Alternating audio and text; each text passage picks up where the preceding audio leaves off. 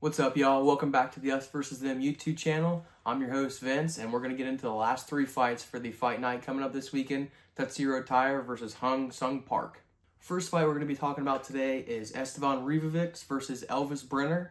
Ribovics is coming in at a minus 280 favorite, and Brener is sitting at a plus 215 right now. Ribovics he's got a 3-2 UFC record, and Brener is sitting at a 3-2 UFC record as well. When I'm breaking down this fight, I'm seeing two guys that like to stand in front of each other and trade. Ribovics is more of a technical striker, and he likes to strike more at range. He also mixes in knees and elbows a little better. But Brener likes to move forward. He's a pressure fighter, and he likes to get in guys' face and pressure them and land strikes that way. I think Ribovics keeps his guard higher in striking.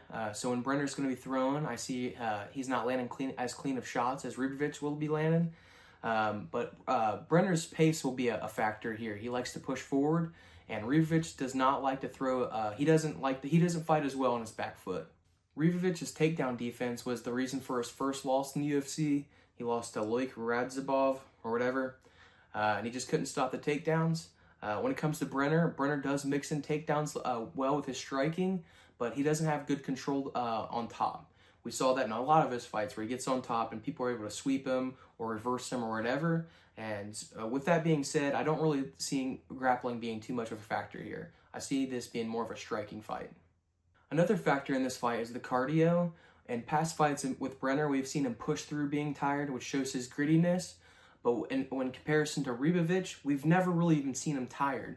So I think that'll be a factor here. I think Brener's going to look more like the fatigue fighter in the end. I think he's going to be able to push through that, but Ribovics is going to be able to still land his clean strikes and fight at his pace.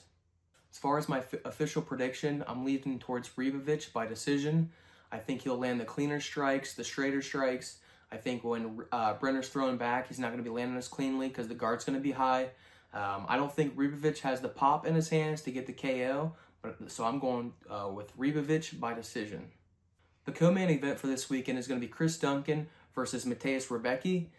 Chris Duncan is currently sitting at a plus 168, and Rębecki is sitting at a minus 220, and both fighters have a 4-1 UFC record. When I'm breaking down these guys, especially when I'm looking at Rębecki, I'm seeing a guy that comes out super hard in fights, and he throws with pretty much everything he got. With a fight style like that, either he's going to knock guys out or his power is going to start fading eventually. It's really hard to throw with all your might for 15 minutes, and we've seen him start fading in past fights. For Rębecki's striking, especially in his boxing, he tends to throw a lot of lefts, and his right hand is not nearly as active, and that's something we'll see in southpaw fighters sometimes. They have really active left hands, and their right hand just isn't nearly as active. And I think for a high-level striker like Duncan, that could play a factor here. Rębecki also mixes in a lot of leg kicks, and before he engages in striking, he throws a lot of feints. He typically gets away from this in rounds 2 and 3 when he starts getting a little more fatigued, but he can definitely cause some damage early in the fight with his feints and his heavy leg kicks. Compared to Rębecki, Duncan is more of a dynamic striker. He throws punches from a lot more angles, and he also mixes in knees and kicks really well. In the fight against Yanil Ashmus, he threw a head kick that Ashmus blocked with his arm, and it changed the dynamic of the fight entirely. So when you get a fighter like that who's willing to throw more and throw from different angles and throw from more of his weapons, he could find more success in the striking in this fight. Both guys like to mix in takedowns really well, and it also opens up their striking. I think both guys have good takedown threats, and they're going to be able to keep each other honest in the grappling when it comes to this fight. I see Duncan being more inclined to shoot, especially early on, given Rębecki's tendency to kind of fade in fights. I think if he's able to utilize his grappling and his wrestling early on, he'll be able to wear Rębecki out, and he'll find more success as the fight goes on. Duncan has 2 guillotine submissions in the UFC, and obviously that's an all-or-nothing type of submission. When you throw that, either you get it and you get the fight out of there, or obviously you're giving up position. With a fighter like Rębecki, I think he's going to be really hard to get the guillotine on. He's big and strong. He's got his compact neck, I guess. I just don't see the guillotine being as effective here, and I can see that being an issue if he goes for it, and obviously if he doesn't get it, that's going to be a problem. When I broke down Duncan's fights, I didn't get a chance to see him being on bottom and being able to work up to his feet, so that's just kind of a mystery in this fight that I can't really prepare for. An X factor in this fight is the cardio. We've seen in past fights Rębecki start to fade because he does load up with all of his punches early on. And even if you're hitting, or especially if you're missing, when you're swinging at air as hard as you can, that's going to wear you out. Doesn't matter who you are. I wanted to see him in the Maktabek Oralbai, whatever, how the fuck you say his name. I wanted to see him come out a little more controlled in the beginning, but he didn't really do that. So I'm definitely going to be concerned about Rębecki's cardio in this fight. For my official prediction, I'm leaning towards Rębecki, but I got to be honest, this fight is super hard to predict. I was going back and forth when I was watching these fights, and I was having a hard time picking a winner. Right now I'm going with Rębecki. Tomorrow I might be going with Duncan. You just never know. But it's going to be a close fight. It's going to be a fun fight. The winner of this fight is definitely going to be the fans. But for my official prediction, I'm going Rębecki by KO. The headliner of this card is Taira versus Hong Sung Park. Respectfully, Taira is coming in at a minus 370 favorite, and Hong Sung Park is sitting at a plus 265. Taira is sitting at a 6-1 UFC record, whereas Hong Sung Park is sitting at a 3-0 UFC record. This is a classic case of power versus speed. Park has the power advantage, and Taira definitely has the speed advantage. Taira is also the more technical striker here, but that doesn't always necessarily mean he's the better striker when it comes to MMA. Taira will find more success in the striking if he's able to utilize his long range. He does a really good job of managing distance in fights. He's always making sure he's at the end of his punches and just utilizing his extended range.